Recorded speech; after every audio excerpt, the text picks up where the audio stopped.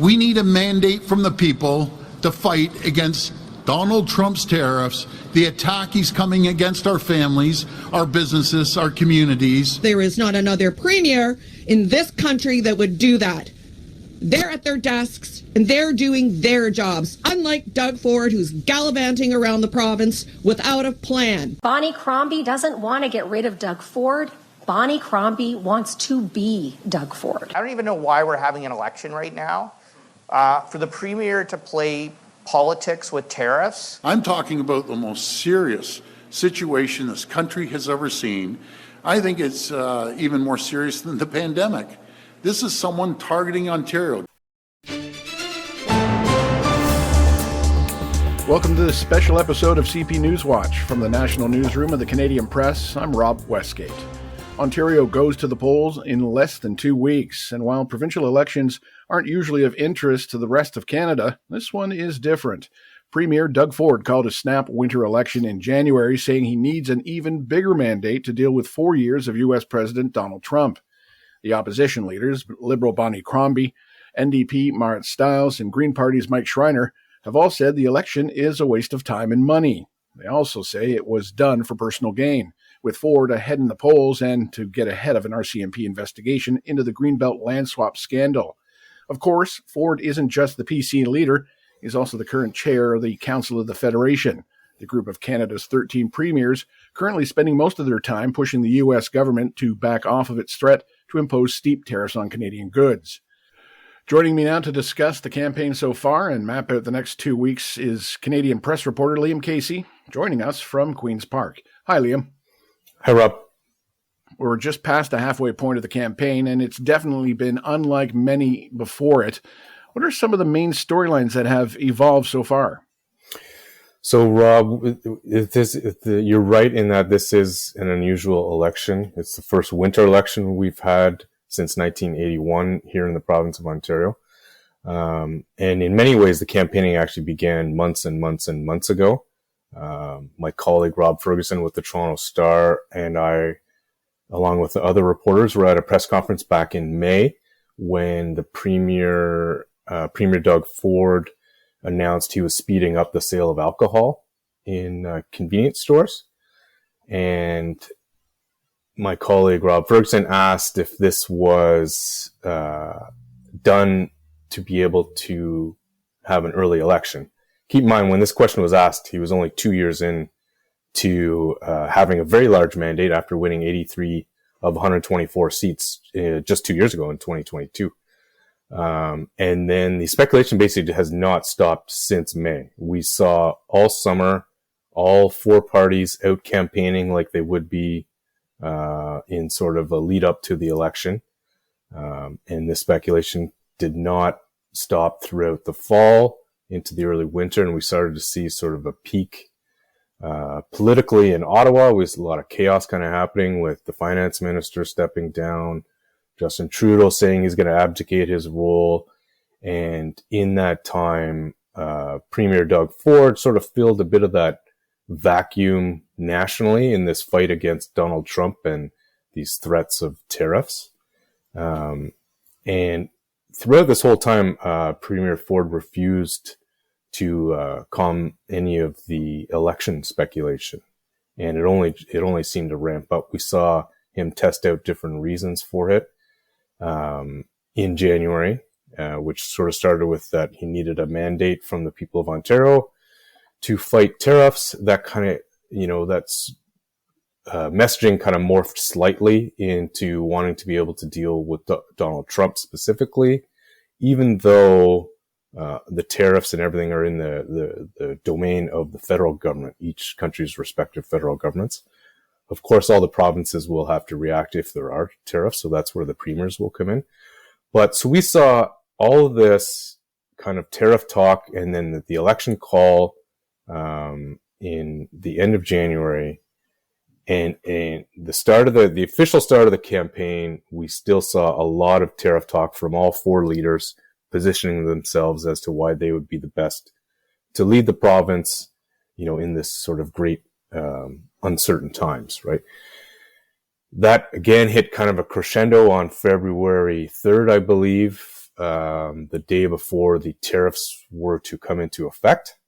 And as we know, Donald Trump paused these blanket tariffs on Canada until the start of March, although we've recently seen a pledge for tariffs on steel and aluminum to come in. Again, I believe that's been punted to March 12th.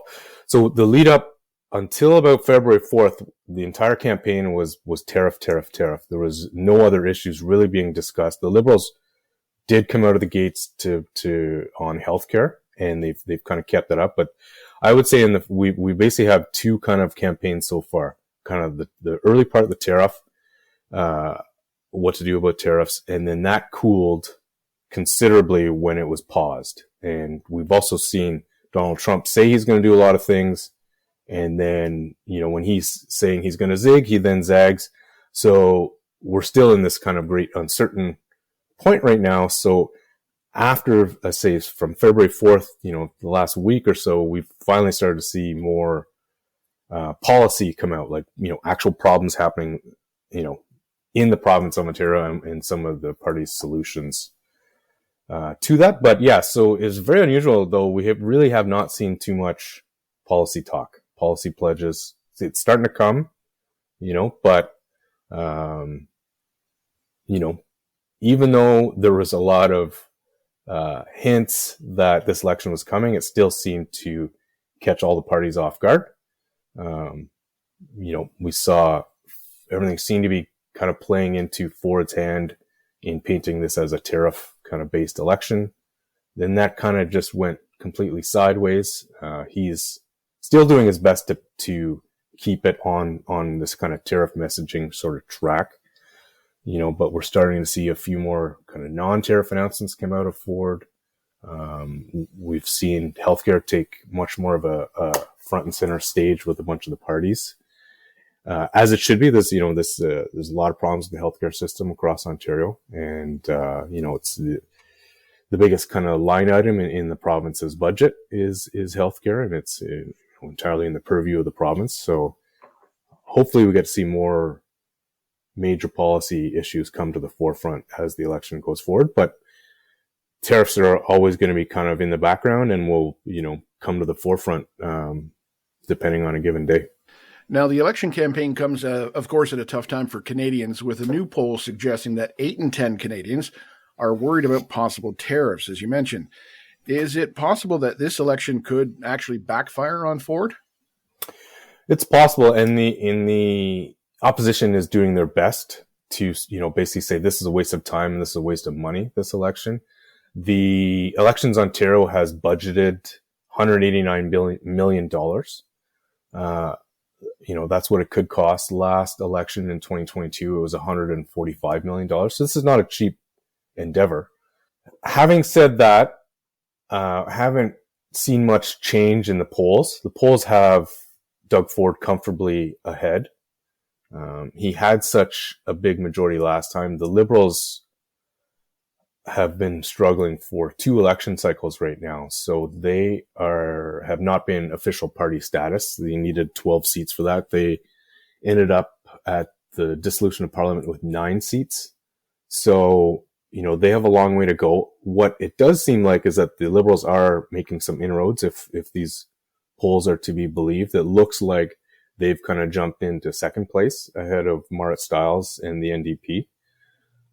So, it's hard to sort of say, it's hard to believe that it could actually backfire on Doug Ford, given the evidence we've seen so far. He's also used this threat of tariffs and his, pulpit as premier, even during the campaign, using that to his advantage. He's still getting a lot of airtime, discussing about it. Him and all the other premiers went down to DC the last couple of days, and it is a giant issue facing Ontarians. So people would want their premier doing whatever they can, and I think that has helped him, and that's been a kind of a calculated risk and decision on the PC party, to kind of use that to their advantage. There is today's story is we had Doug Ford posted a video on his social media today that showed, him. It was a 30-second spot, all the great work he just did in DC. And then right at the end, it was a PC party logo and his slogan for the campaign, as opposed to his role as premier.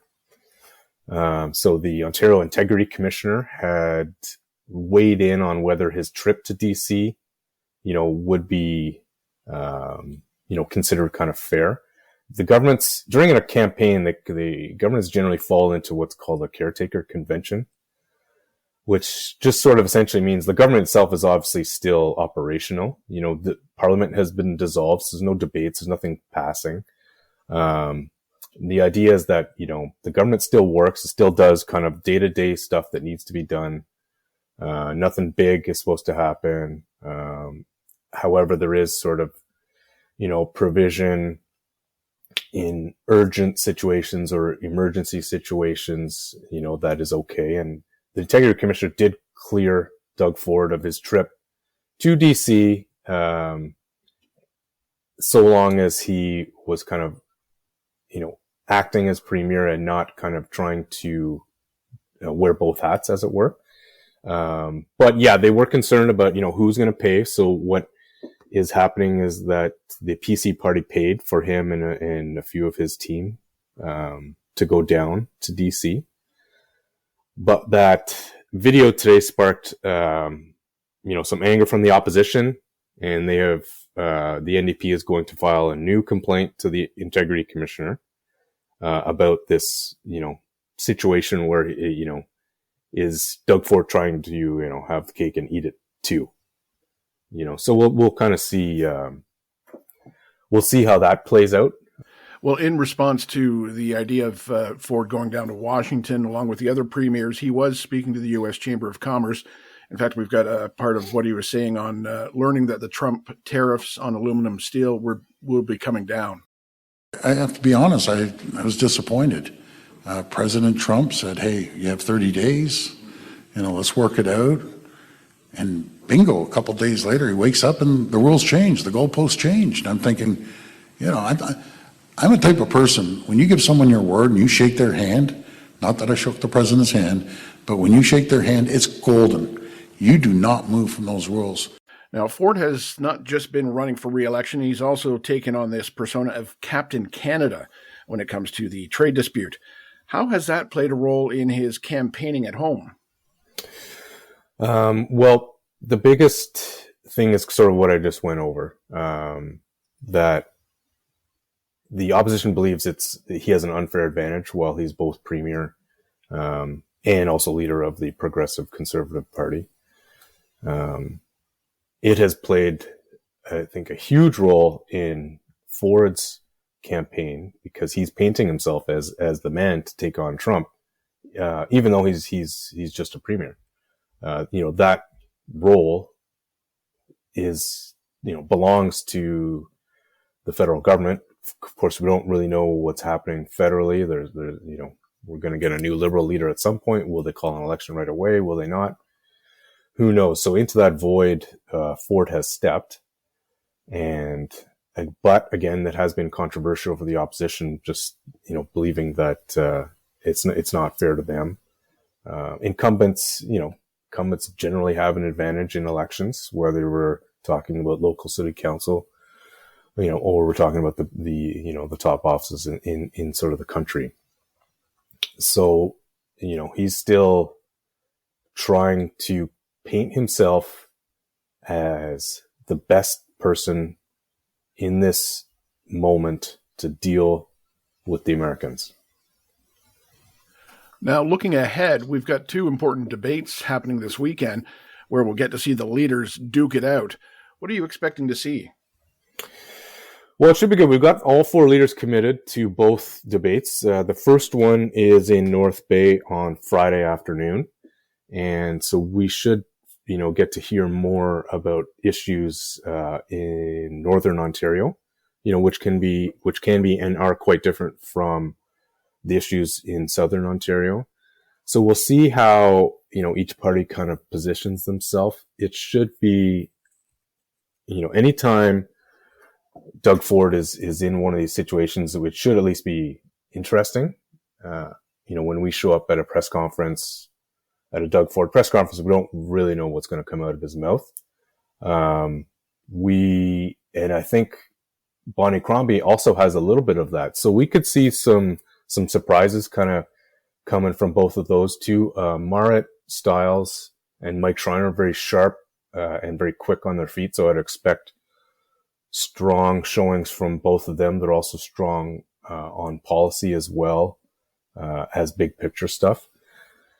I think, it will be interesting to see if tariffs dominate, if Ford is able to kind of, keep that on track, or, if Bonnie or Marit or Mike can make some headway on some other issues.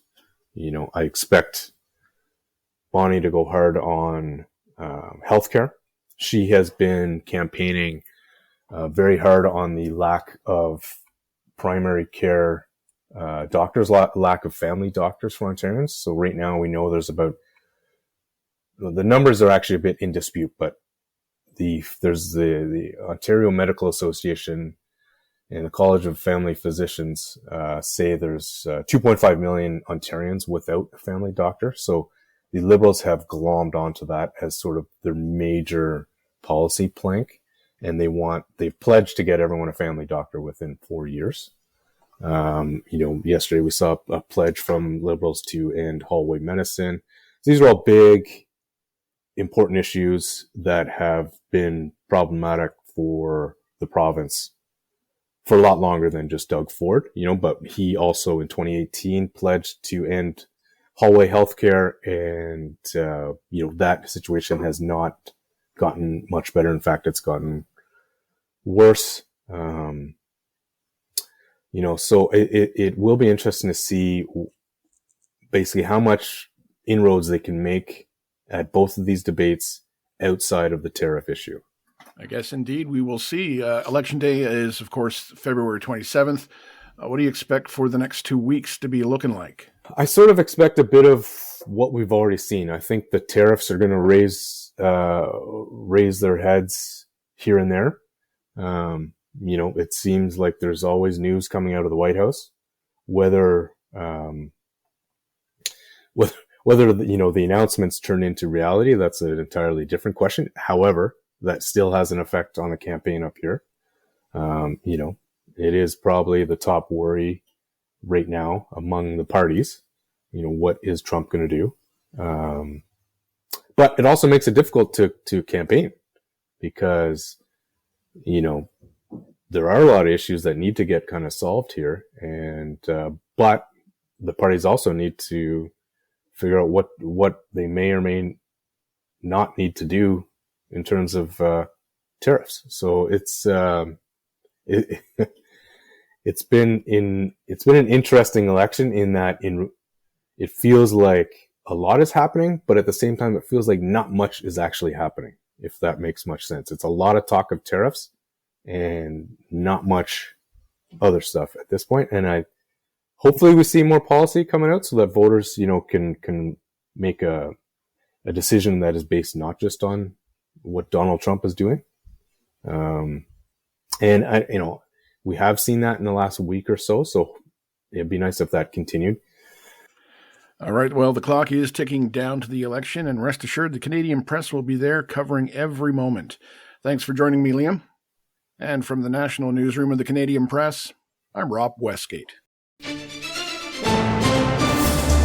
Thanks for listening. Don't forget to follow and subscribe. For more of today's top stories, visit thecanadianpressnews.ca.